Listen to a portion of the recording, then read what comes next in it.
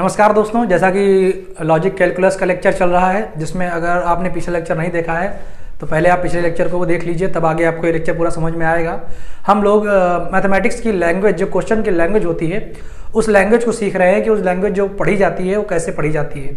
There exist for every, at least, at most, ये जो हमारे लिखे हुए वर्ड हैं जिनसे हमें फैमिलियर होना है, हम उसके बारे में लेक्चर सीरीज स्टार्ट कर रहे हैं। तो पिछले लेक्चर में हमने आधे से ज़्यादा तक लगभग 70% काम कर लिया था। आज उसमें हम थोड़ा सा आगे बढ़ेंगे और आज का हमारा टॉपिक क्या है, नेगेशन ऑफ अ स्टेटमेंट। हम स्टेटमेंट क्या होती है ये हम पिछले लेक्चर में पूरी तरह से देख चुके हैं। आज हम उसके आगे बढ़ रहे हैं नेगेशन स्टेटमेंट का। नेगेशन से मतलब यहाँ पर नेगेटिव से है, किसी चीज़ को नेगेटिव करना। नॉट पी, अगर हमारे पास कोई स्टेटमेंट है और उसको हम नॉट कर दें, उसका नॉट बना देते हैं, तो वो उस स्टेटमेंट का नेगेशन कहलाता है। इसका सिंबल ये भी होता है नॉट पी का।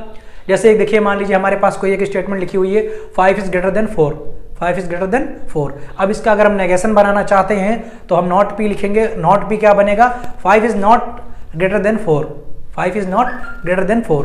तो ये हमारा होता है किसी भी स्टेटमेंट का नेगेशन बनाना। आई होप आपको समझ में आ गया होगा।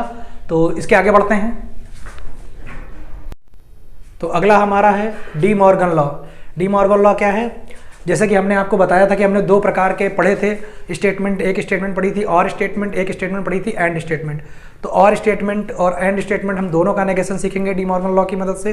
तो देखिए, अगर नेगेशन हम बनाते हैं और स्टेटमेंट का, तो अभी हमने बताया था पीछे कि नेगेशन का सिंबल ये होता है पी और क्यू।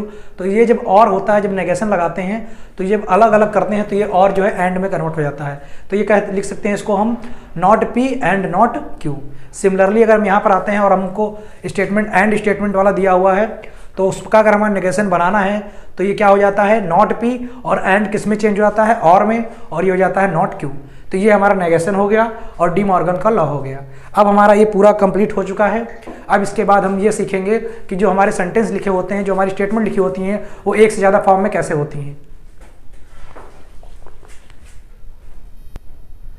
तो एक एग्जाम्पल समझ लेते हैं डी मॉर्गन लॉ पर।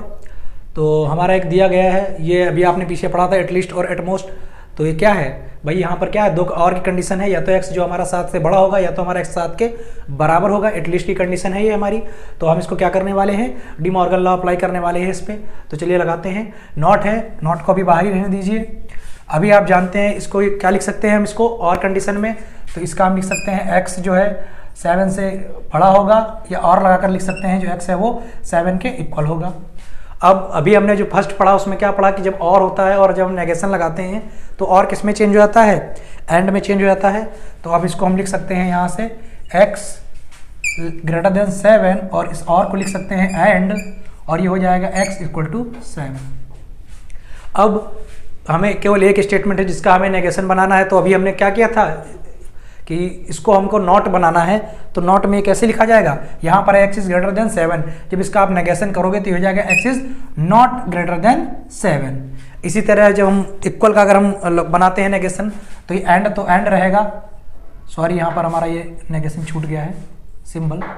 तो जब इसका नेगेशन बनाएंगे तो ये क्या हो जाएगा आपका, x जो है नॉट इक्वल टू हो जाएगा 7। तो ये हमने दोनों स्टेटमेंट का नेगेशन बना लिया है। तो अब देखिए, ना तो x 7 से बड़ा है ना 7 के बराबर है, तो फिर तीसरी कंडीशन क्या बची है, x जो है वो 7 से छोटा होगा। ठीक है जी। अभी आप रियल पढ़ोगे तो उसमें आगे जाकर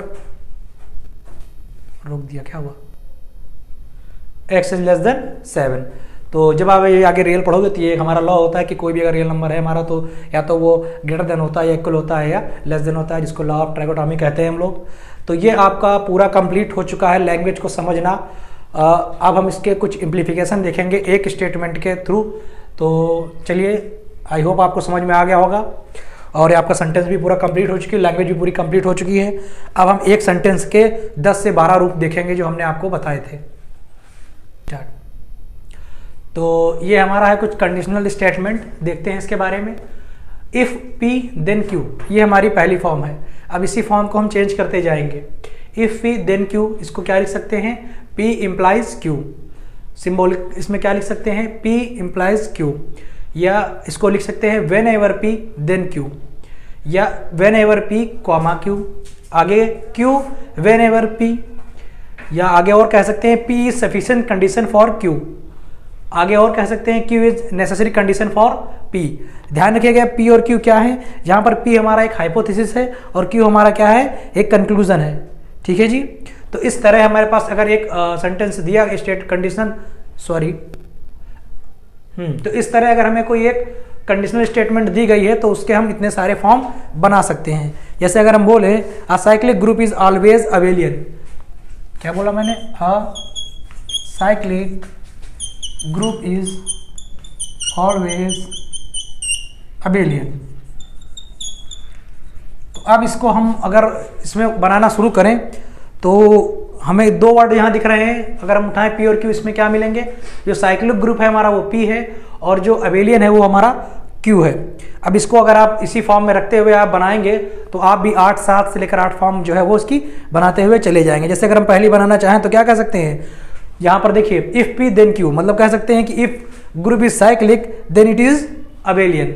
अगर दूसरी बात करें P इंप्लाइज Q, मतलब जो साइक्लिक ग्रुप है वो इंप्लाई करता है किसको, अबेलियन को। सिंबॉलिक में दिखा सकते हैं whenever P then Q, इसको क्या बनाएंगे, whenever group is cyclic then it is abelian. अगर हम इसको सफिशिएंट या और नेसेसरी कंडीशन में दिखाना चाहें तो क्या बोलेंगे, cyclic is the sufficient condition for group to be abelian.